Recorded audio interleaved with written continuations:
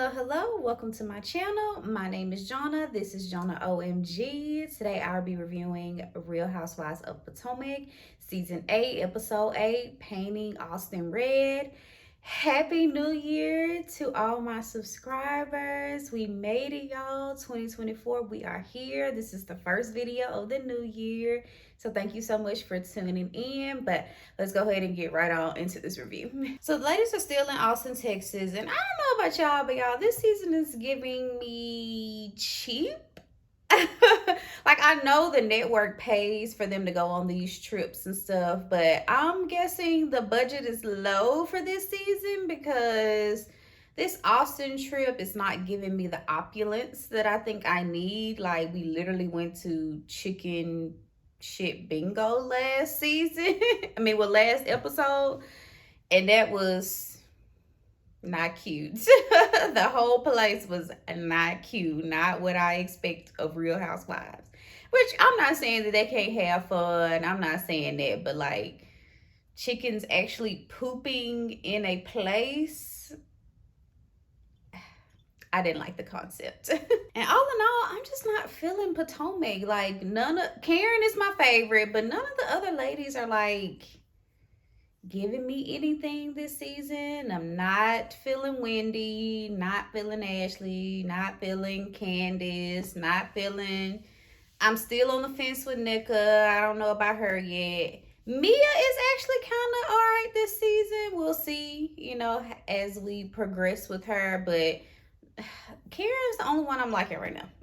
So speaking of Karen, it's still Karen's birthday. This is her triple 20. So Ashley and Giselle are going to set up a paint party for her. So we'll see that a little bit later on into the episode. So Wendy shares with Karen and Ashley that her mom is actually in the hospital right now while she's on the trip. So she doesn't know what it is right now. They were thinking it might have been her appendix. They actually never shared what was wrong with her, but she was in a hospital. They showed her on FaceTime in a hospital bed. But I agree with Candace. Candace said something in her confessional. She was like, yeah, I wish Wendy's mom well, wish her a full, speedy recovery. However, her mom being in the hospital has nothing to do with the allegations about the shrine and all of that. Like, these are two separate situations. There is no crossover. So like, she can't use her mom being in the hospital as a way of not answering these questions about her mom submitting Nicka's name to the shrine. Like, they are separate situations. So the ladies were all hanging out by the pool. Some were in the pool, some were just by the bar. So Giselle texts him, asks him to come on up to Ashley's suite because they have been tasked with painting the Grand Dame herself. So they gave their best painting of Karen for her triple 20, which I thought it was a really cute idea. Everybody was in good spirits about it. Like, I'm glad nobody got like nasty or nothing. But to me, the best painting was actually Robin's. Yeah, Robin didn't paint Karen at all, but it was so fun. She painted the blue check mark, the Twitter blue verified check mark, and I thought it was so cute just because, last I think that was last episode, Karen didn't realize that she had actually paid to be verified on Instagram and Twitter, but I thought that was so cute. It was so a fun spirited event. So the ladies are headed to dinner, and then later on they're going to a drag show to celebrate Karen's birthday. So while they're at dinner, of course, Ashley brings up Candace's crying while they were at Chicken Shit Bingo. And this is the issue that I think Candace has with Ashley. Whenever there's an opportunity for Ashley to speak about Candace or say something about Candace, she always takes that opportunity. I don't know if y'all have noticed that, like, Ashley is always going to take the opportunity to speak negatively on Candace because Ashley didn't have to be the one to bring up Candace's crying about Robin. Last episode, somebody else could have brought it up because it was a little, at first for me, it was a little off-putting. I was like, why is Candace crying while Robin's crying? It just didn't make sense to me at first. And I get it, like, Candace is kind of impulsive, so I think she does things just initially just to let out her frustrations, but then she reflects and she can have a change of opinion.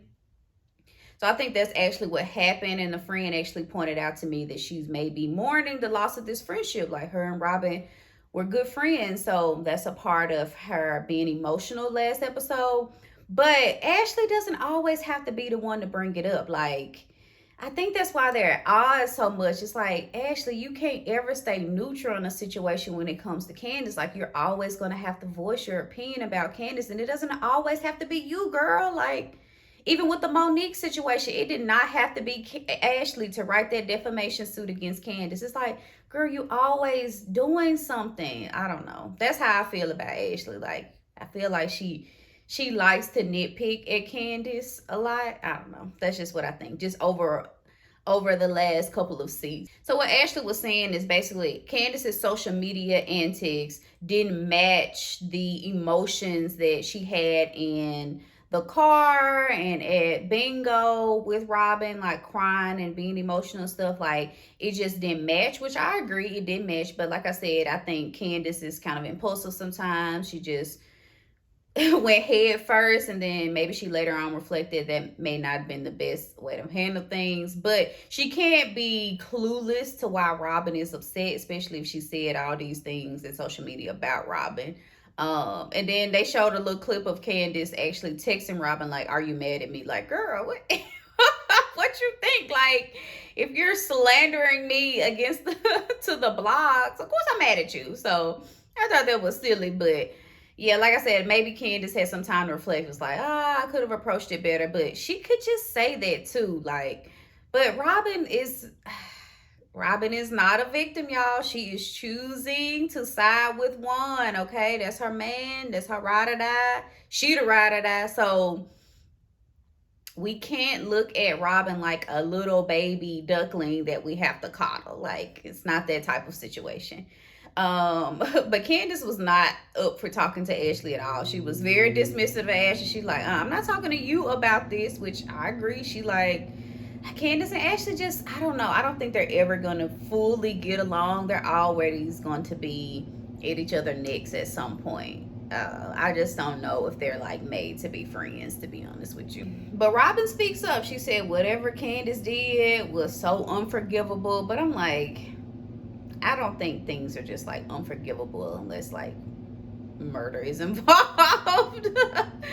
I don't think it's just that unforgivable. I mean, Candace actually felt in that moment that Robin was complacent in the things that Giselle was doing with Chris, because I guess Candace thought that Robin was using Chris as a cover-up to not talk about her own allegations, to cheating allegations that Juan was going through at the time. Robin swore that she wasn't trying to cover things up. She was like, if somebody brought it up, she would have talked about it. Anyway, I don't know. Don't believe her though. But I don't like the double standard in this group. Like, they always holding Ashley's feet to the fire, but they never had that smoke for Giselle. Like, we do not hold Giselle to the same standard in this group. Like, what Giselle did to Chris, like calling him a sneaky link and all of that stuff, like when he didn't do anything, he didn't touch her inappropriately, didn't say anything appropriate to her at all.